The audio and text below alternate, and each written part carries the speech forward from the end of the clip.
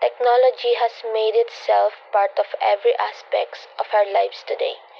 In this situation, to continue our studies, we really need to attend online classes. While digital technology has been instrumental in offering continued access to education over the past months, we need to critically ask ourselves this one question: how effective has digital technology been in reaching the almost billion students affected by school closures? Students are engaging with technology constantly outside of the classroom. They like to be interactive, and learning through technology has now become a part of their lifestyle.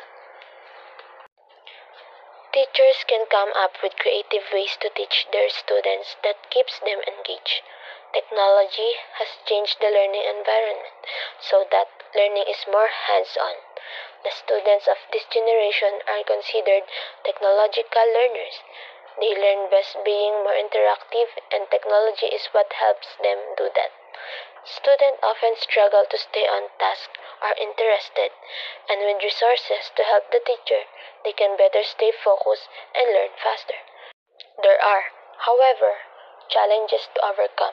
Some students without reliable internet access and or technology struggles to participate in digital learning.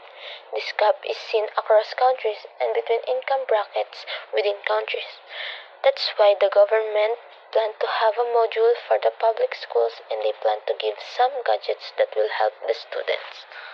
In the face of the ongoing pandemic, thousands of schools, teachers, and learners all over the world had to switch to the remote teaching and learning almost overnight.